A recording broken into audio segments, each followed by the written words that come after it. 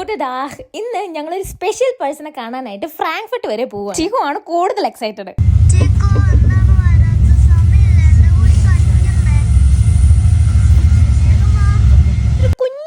ടീക്കു ഇത്രയും പോത്ത് പോലെ വളർന്നൊരു മനുഷ്യനാണെന്ന് അറിയാൻ മേലാതെ കളിക്കാനായിട്ട് വിളിക്കുന്നതാണ് കാണുന്നത്. ഫ്രാങ്ക്ഫർട്ടിൽ നിന്ന് ഇന്ന് വൈകുന്നേരമാണ് ഞങ്ങൾ പാരീസിലേക്ക് പോകുന്നത്. ഈ പാരീസ് ട്രിപ്പ് കോർഡിനേറ്റ് ചെയ്യുന്ന സുധിച്ചാന്റെ വീട്ടിലേക്കാണ് കേട്ടോ ഞങ്ങൾ പോകുന്നത്. അടക്കായ മടി വെക്കാൻ അടക്കമരമായ എന്ത് ചെയ്യാൻ പറ്റും? ആ വണ്ടിയിൽ പോലെ ചീക്കോ കയറുന്നുണ്ടായിരുന്നു. വിൻഷീൽഡ് ഒക്കെ തുറന്നിട്ട് തല വെളിയിലേക്ക് ഇട്ടോളാം ഞാൻ പറഞ്ഞതാണ്. നല്ലൊരു ട്രിപ്പിന് ശേഷം ഞങ്ങൾ നേരെ വീട്ടിലേക്ക് എത്തി. വീട്ടിൽ ചെന്നപ്പോൾ തന്നെ ഒരാൾ കളിക്കാനായിട്ട് വെയിറ്റ് ചെയ്തിരിപ്പുണ്ടായിരുന്നു. എന്റെ ഫാമിലിയിൽ അങ്ങനെ കുഞ്ഞുങ്ങൾ ഇല്ലാത്തതുകൊണ്ട് തന്നെ കുഞ്ഞുങ്ങളായിട്ടുള്ള കളിയൊക്കെ കുറവാണ്. ഞങ്ങൾ അവിടെ നല്ല കേരള ഫുഡൊക്കെ കഴിച്ച് നേരെ ബസ് കാണാൻ വേണ്ടിട്ട് അവിടെയും പരാജയം എന്ന് വേണം പറയാനായിട്ട്. ടീക്കോ അതിൽ പോലും കൊള്ളുന്നുണ്ടായിരുന്നു. ഇനി ഡിക്കിൽ വെച്ച് കൊണ്ടുപോകേണ്ടി വരും. അങ്ങനെ എന്തായാലും ഞങ്ങൾ ബസ്സൊക്കെ കണ്ട് കുറച്ച് വീഡിയോസ് ഒക്കെ എടുത്ത് നേരെ വീട്ടിലേക്ക് പോയി. ടീക്കോ ലൈഫ് ടൈമിൽ ഇതേവരെ ഒരു കുഞ്ഞിനെ മാത്രമേ എടുത്തിട്ടുള്ളൂ കയ്യിൽ. ഇവരങ്ങനെ അപ്പുറത്തെ വീട്ടിലെ കുഞ്ഞു പിള്ളേരുടെ കൂടെ കളിക്കാൻ പോവാത്ത കാരണം തന്നെ ഇവനങ്ങനെ കുഞ്ഞുങ്ങളുമായിട്ടുള്ള ഒരു ഇന്ററാക്ഷൻ വളരെ കുറവാണ്. കൊച്ചിന്റെ ഇപ്പോഴത്തെ അവസ്ഥ കുത്തമ്മിനാറിന്റെ മേളിലിരിക്കുന്ന പോലെ. എന്തായാലും അവർ പെട്ടെന്ന് കമ്പനിയായി. ഒരു ദിവസം കൊണ്ട് തന്നെ അവർ ബെസ്റ്റ് ഫ്രണ്ട്സ്. ഒരു നൈറ്റ് ആയപ്പോഴേക്കും ഞങ്ങൾ അന്നത്തേക്കുള്ള ബസ് കയറി നാളെ രാവിലെ ഈ ട്രിപ്പിന് പോകാൻ കാരണം തന്നെ ഇതിൽ ഫുള്ള് മലയാളികളായിരുന്നു. അടിപൊളി ട്രിപ്പ്. യൂറോപ്പ് ഓൺ വീൽസ് എന്ന് പറഞ്ഞിട്ടുള്ള ഒരു ഇൻസ്റ്റാഗ്രാം പേജിൽ നിന്നാണ് കേട്ടോ ഞങ്ങൾക്ക് ഇതിന്റെ ഡീറ്റെയിൽസ് ഒക്കെ കിട്ടിയത്. അന്നത്തെ നൈറ്റ് ഞങ്ങൾ നല്ല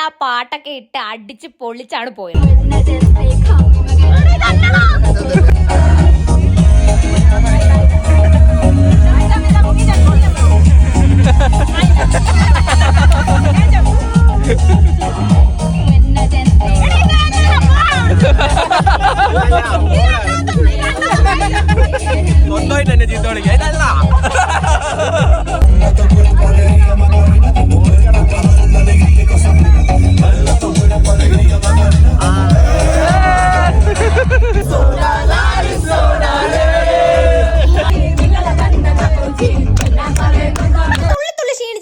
രാത്രി അങ്ങോട്ട് കിടന്നുറങ്ങി. പിറ്റേ ദിവസം പാരീസ്. അപ്പൊ ഡൂയി